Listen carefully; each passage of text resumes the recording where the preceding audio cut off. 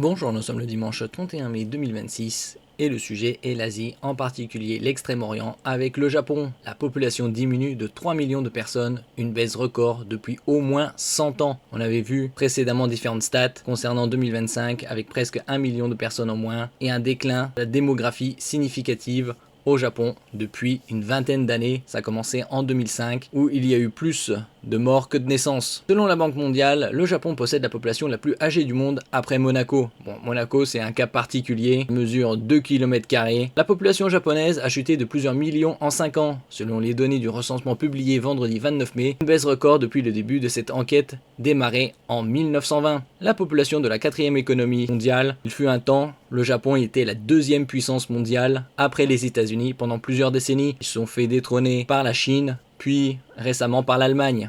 N'oubliez pas de vous abonner pour plus de news nationales, européennes et internationales sur ce monde dans lequel nous vivons. Selon un décompte préliminaire de ce recensement réalisé tous les 5 ans dans l'archipel, c'est plus de 3 millions de personnes de moins que le précédent en 2020. La diminution est plus de 3 fois supérieure à celle enregistrée entre 2015 et 2020. Ces données confirment une fois de plus que le déclin démographique de notre pays s'aggrave, a déclaré devant la presse le porte-parole du gouvernement Minoru Kihara. Selon la Banque mondiale, le Japon possède la population la plus âgée du monde après Monaco. En 2023, son taux de natalité s'était établi à 1,2, bien en deçà des 2,1 inversés, enfants nécessaires pour maintenir le niveau de la population. Après la Seconde Guerre mondiale, le Japon avait une population d'un peu plus de 70 millions d'habitants, donc ils ont gagné en une soixantaine d'années avant que le déclin commence, une cinquantaine de millions d'habitants. Si on peut voir les données depuis 1968, c'était aux alentours de 103 millions. C'est monté jusqu'à 2009, alentours 2005 et 2009, 127 millions d'habitants. Et là en 2025, 120,7 millions. On peut voir également le nombre de naissances depuis 1900. Bien évidemment, après la Seconde Guerre mondiale, il y a eu un baby boom. Les naissances en reculent depuis 10 ans. Des données officielles publiées plus tôt cette année ont montré que le nombre de naissances au Japon a diminué pour la 10e année consécutive en 2025, avec un total de 705 809 nouveau-nés.